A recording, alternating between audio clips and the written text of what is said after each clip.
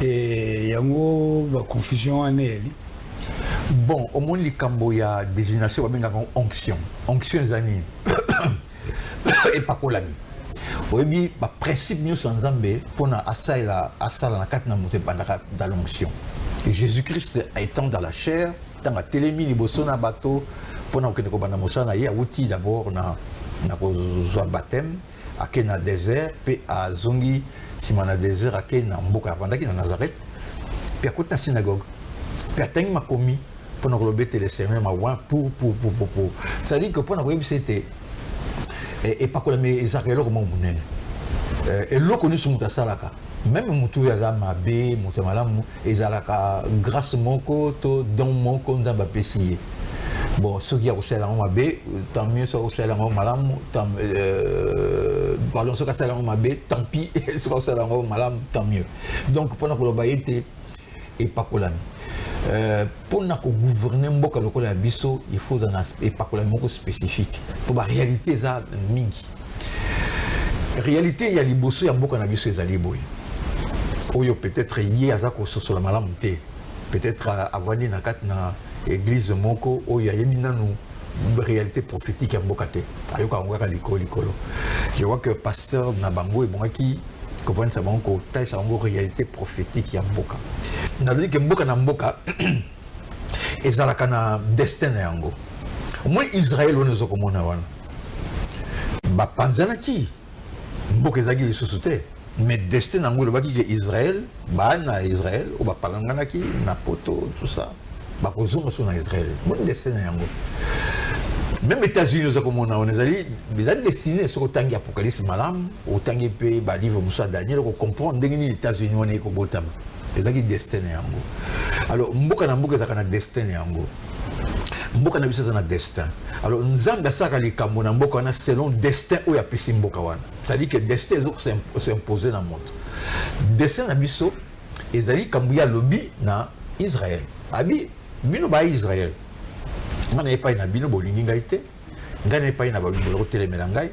D'ailleurs, si nous beaucoup le royaume de Dieu et que l'ongwana beaucoup na bino na ko longola na beaucoup na bino et vous sera enlevé. Puis et que pese melana mboka mususu. Alors na l'église té, dans notre nation. Puis na kat na mukanda na nzambe soko moni mukanda romain. Alors lui na Israël na ko comme ça bino zuwa na ko pesa bino zuwa na mboka mususu o ezangi mayele. To mboka ba barbare o bazangi na civilisation. Yango ne zosala été que biso to yambi destin wana kozala royaume oyo Jésus-Christ alinko ya kovandisa bokonzi na ye wana kosimba ngo malamu. Alors pona kovandisa bokonzi na ye na mboka oyo eloko liboso ya bana kosala e bonki a créer territoire wana yango no moni que na ndenge moko inattendu na ndenge moko pratiquement et banaki na bato ebelete pe ezaki lokola et le komoko Léopold Azaki na mayele koleka mayele ba mususu ayeko créer grand territoire wana tant créer grand territoire wana ba surtout que jusqu'à maintenant territoire wana ezali en place territoire les a créé puis assister ba to pona ko sangisa mabulibota wana ko sanko comme ça mon nation. Pourquoi Mobutu c'est vrai bon Mobutu et tout ça dictateur mais a joué rôle prophétique makas pour nous beaucoup de nations. Parce que tous les c'est vrai, Boka, tout ça, c'est vrai, il y a une nation, mais les mêmes éléments, alors, beaucoup de communations, Sikoyo, to bandi Sikoyo, en tant que nation, Koluka, tous à la élévation, tous à la organisation. Mais tout ça, biso et 4000 pour na biso. Le col est 4000 pour na bato. Et yo wala, ato salinini. Soki osala mécanique et kosimba te soki osala nini e kosimba te kaka soki osala eloko bonde kosimba nde biso za na kati na kawana. Alors mboko yo nzambe aponi alobi te po bino bokoma na élévation na économie na social et makasi il faut bozwa Jésus-Christ bokomisa mokonzi na bino nde mama na likambo nde yango na mboka na biso. Donc ezali mboka moko oyo nzambe aponi atie makoki biso toza na mission biso toza na musala tozwa Jésus qui sakola mokonzi na biso. Alors comme ça ndenge Jésus qui sakola mokonzi na biso est-ce que bamboka ya kotambola malamu ba Jésus qui sakola mokonzi na bango ba tia Jésus qui c'est le roi suprême na bango alors nde tokobunda bona eloko wana me bazoyeba te ke eza likambo ya destin ya mboka wana. Alors Fachi à côté na kati na likambo wana asosoli vision prophétique ya mboka te baza na alliance na bango na Kabila. Et puis il faut quand même se rendre compte que dans makambo ebeli aza vraiment humilié, au moni présence à Fayulu qui partout azoke na poto koloba que voilà comme na gagné l'élection tout ça. Bon ba muso balobi ezandenge wana parce que bazana ba chiffre ba calcul ngana za na kata calcul wana te na bidengi ne kaki kuna te mais bazana ba calcul ba preuve ba limité yimta gagné l'élection. Alors ils a vraiment indisposant pour na moto ko travailler dans ba conditions wana. Et puis paraît-il il y a eu une alliance d'accord bakor angolo bakini ngana yo tozana papier wana te. Donc ça vraiment une situation inconfortable. Na kati na situation inconfortable landanga malambo molinga minangai baye baboyete biso bana na nzambe tolingi ko zo bokonzi. Nous les élus de Dieu, nous les enfants de Dieu tokozo bokonzi siko parce que papa tala ba bokonzi ezawana. Qu'est-ce qu'il y a de banani balobi ke baleki banana mayela gana mwangi bokonzi mususu na mona na ba bureau mais ce côté lui même le lengi na ko réfléchir oui ben monter aux dans mon candidat.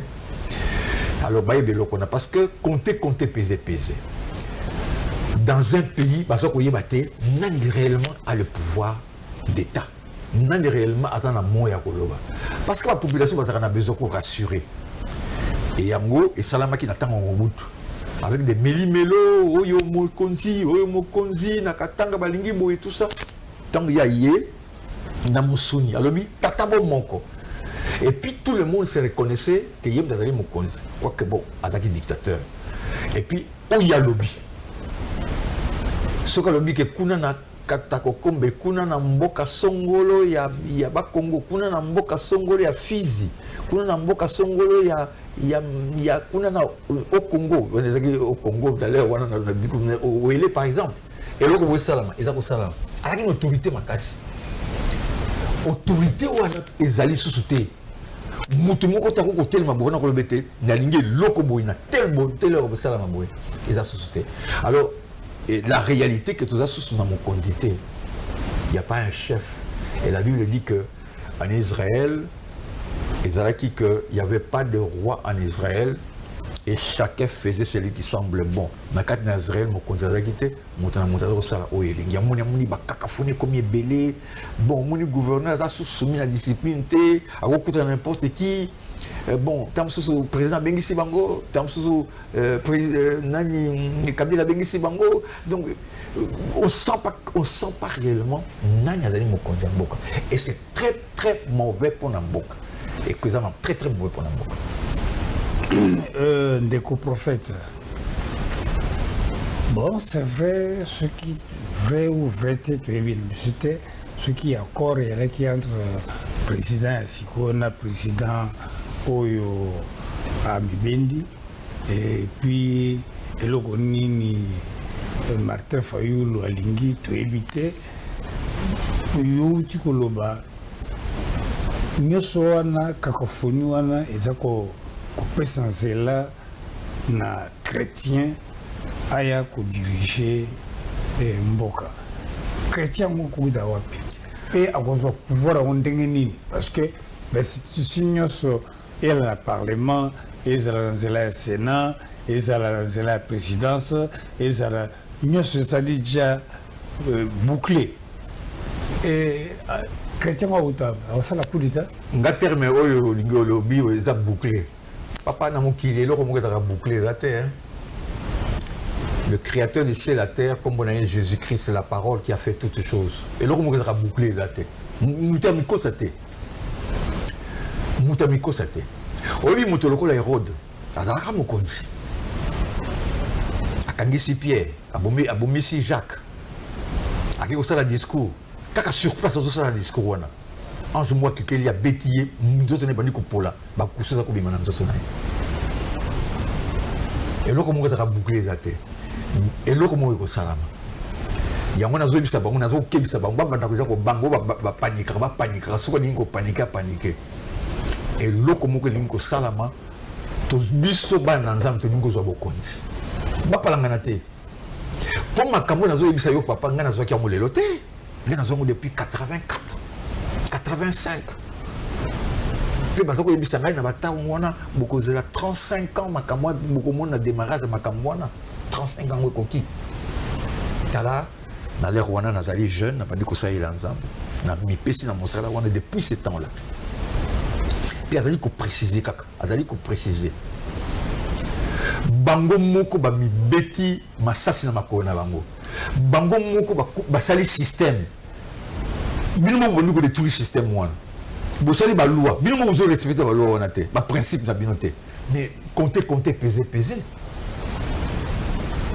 comment voulez-vous que papa comment voulez-vous que même ba mindele ba mona biso zoba comment voulez-vous papa yoza président papi a faute ezaka moko otier député provincial, au-dessus député national, au-dessus président.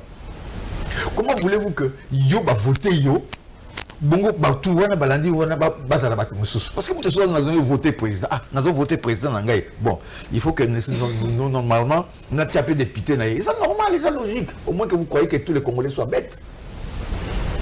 Comment ça se fait-il cause la même la majorité dans parlementaire c'est pas possible. Donc pour la communauté ils ont le coup là au lati costume ya noir batonga ngona singa ya pembe do munyo sazo mona ke batonga ki ya mondengo et ça la makate costume na batonga la singa ya singa noir. Alors c'est tellement honteux mon étant sous vendre na baninga sola na ba paya kolamba makambo yo sa mana buka na bino tsoko mona ngo so mais ça la makambo ite atango ndengeni atango makambo ngo ezandengeni donc bango moko bami beti masasi na makolo bango moko ba se neutraliser sikoyo luka bango ba se neutraliser bango moko ba tie cacophonie na likambaza ko sala ba se projeter makambo lolenge ya to sala boyeme et bibi mabe et simbité alors ko les simbité biso bana nzambe nazo yebisa yo papa Beledou biso bana nzambe le toza le 16 mai le bito toza le 17 mai a biso bana nzambe tozo zo bokonzi compter, peser. Et là, comme beaucoup, les gens sont les les ans côté. Les gens sont ceux qui ont bureau, moto réflexion à cause de réfléchir, moto il y a le bien dirigeant, attend la réflexion terre à terre. Donc on a la télévision, terre à terre. Et là, on est malangwa, on est sabat. Mais prophète. Sukutali président Fachi Asambelaka et président Yakala Joseph Kabila Asambelaka Sukutali ministre, député, sénateur Asambelaka tango tazo sambela zamona nzambeti il faut mwana nzambe oyo akozwa pouvoir à la ndengeni nga nazo peso révélation nga nazo ki na 2000 ba révélation c'est belé mais moko nazo ki na 2009 exactement 2009 ba oui singa ba portable ba problème ko le na mboka na bino mais na ko susciter quelqu'un ça dans le révélation qui connaît ma parole et qui la respecte ba poko sambela na yo ba tumi ba sambela kat pour muta sambela ke pour bloko mi balèze ayeba malam faut ma doctrine à Jésus-Christ malam. Il faut maîtriser parole prophétique. Par exemple, la doctrine de Jésus-Christ, grâce au président, grâce au président. Mais ça, un chrétien ne dit pas comme ça. Gloire ne ce qui n'aura pas une à Jésus. Ça, c'est la doctrine de Jésus. La doctrine de Jésus-Christ, c'est ce que Bandi Kolobalikam. Il faut absolument rendre gloire par un Seigneur. Souvenez-vous, les Kambouya Rode, dit que Angèle Kobetaye, parce qu'il n'a pas rendu gloire à Dieu. Et le Dieu qui était manifesté à ce temps-là, c'était Jésus-Christ qui était fait chair. Doctrine de Jésus-Christ, c'est un dingouan. Une doctrine de Jésus-Christ, c'était. Même dans l'église, nous sommes à Kendarawana, ils ont appelé ça sagesse, Sambela, joie de délivrance, tout ça, non. Doctrine de Jésus-Christ, c'est un dingouan. En d'autres termes, prophète, il faut, dans Mboka Nabiso, religion et christianisme et quota na kati ya constitution. Oui, tout le monde a une religion. Parce que christianisme, oui. Et quoi est la constitution? Ça veut dire qu'il faut un mot qu'on a biso. Parce que la première mission, parce que dans une mission que tous nous avons compte. Dans une mission, nous, dans une mission, je me personnalise, tous nous avons compte. Et l'autre, il y a l'ibousso toko sala. Na l'autre toko sala, toko tombola institutionnellement Jésus-Christ comme le roi, le souverain de ce pays. Et l'autre, il y a l'ibousso. Donc, christianisme, il faut écouter la constitution obligatoire. Obligatoirement qu'il faut dans notre constitution que le souverain suprême du Congo s'appelle Jésus-Christ de Nazareth. C'est lui. Le matin, tu commissions, n'a pas qu'à te commissions. Na mboka na biso mutu susa ko tangamaka kombo na yete polba ah songolo ah pakala parce que li kambwane pesa ka jalousie pa ina nzambe ya mutu nzamba bomaka bato pointe na yango nzamba zali jaloux. Le nom qui nous était donné sur la terre, c'est seulement le nom de Jésus-Christ. Jésus, avec précision, Jésus-Christ de Nazareth. Jésus a boyé, Jésus a été aux États-Unis, Jésus a été au Congo, Jésus a été dans Bandaka. Jésus-Christ de Nazareth. Il y a Koufaki, à Sekoui, à Zanabomoui, esprit vivifiant. Il y a un tombe comme le souverain suprême. Puis, il y a un drapeau, il y a un biseau, il y a un drapeau, il y a un bleu. Ligne les à rouge, encadré dans jaune. Les collèges à étoiles, nation la tia vide, comment en blanc, Jésus-Christ de Nazareth. Aux autres drapeaux nabiso, comment Jésus-Christ de Nazareth. Moi je arabe. Moi je drapeau na bango comment blanc na bango ya ndenge na bango na minoko na bango. Biso ko comment na drapeau wana Jésus-Christ de Nazareth. Yenda zali souverain na biso, yenda zali mokonzi na biso, yenda ko komisa butu na moy, yenda abanda ko bonde papa inspiré biso ndenge to ko tamsa boka o ndenge eloko ni to ko sala d'abord to ko komisa ye to ko netola ye papa soki bota ata ezala mbemba na yango pour ma soumi zanga kabatu te mais soki bobandika ko tumbula Jésus-Christ de Nazareth bozali ko lobete yonde papa beaucoup de gens sans moi vous ne pouvez rien faire. Programme est le à Mwana. Jésus-Christ de Nazareth fait tomber manambo na biso et fort na biso Mwana. Toko tombe le souverain suprême. Même na ninga ko vandela. Parce que vendre les États-Unis, on a parlé du peuple. On a parlé du peuple et mais ça n'a que c'est comme Mobutu qu'on vend les Liboso wana. Et si Manango Kabila yé a moi qui te moi pembe a tiens drapeau bana ko vendre wana tout comme ta côte ba billet wana mokondi. Et si kawana ba ko tia kombo ya Jésus-Christ de Nazareth. Mais surtout bana ko vendre nyoso kaka lokola. To vendre. Ngoza mokondi vendre na Liboso, c'est fini. Pour lui on nous comme nini. Dieu n'aime pas donner sa gloire énorme. Et ça dit principe, il y a parole de Dieu. Même l'église. Il y a comme une église, comme une zambé. Comme une église, comme le tout-puissant. Même à tellement de choses utilisent archibishop. Et bien tellement de choses anti-bibliques. Archibishop, bishop, il y a l'équipe, pasteur, terme, ce n'est pas tellement biblique, c'est orgueil à battre. C'est l'orgueil de l'homme. Nous les hommes, nous devons nous humilier et tout tomber la Jésus-Christ de Nazareth. Aux à la présidente, aux à Nani, au tout tomber Jésus-Christ, yende ba komisaka yote. Quand tombe la Jésus-Christ, c'est-à-dire tout laisser installer la dictature du Christ. De dictature du Christ, oui, surtout le bien mon malin. Mais papa, devant les éléments parce que sans Jésus-Christ, nous ne pouvons rien faire. Nous devons comme une passe. C'est une solution. La solution est banda, San City, Wapi. Avant ça, Salamaki, Nobutayaki, le Tokomimbo, le Boata, toujours FC Sebadine. Wapi solution. Solution, Ezali Karabobele, Jésus-Christ de Nazareth. Toyoka sonité, Tomi Kitissa. Ce qui fâche à Lingi, il y a le gaz à moi en Zambé, parce que dans le discours, il y a un discours dans palais de la nation. Attends, il combien Jésus-Christ c'était. Il y a le gaz à moi en Zambé. Il faut que tu tombes là, Jésus-Christ de Nazareth, tout est dans la place. Parole de la dictature, Parole de Dieu fait convaincre yo. Parce que parole de Dieu, tout ce qui n'est pas l'objet d'une conviction est un péché. Nous sommes tombés Jésus-Christ de Nazareth. Bongo soki yo lingo melaka masangana yo kosaka mabe. Nana koya kokanga yo.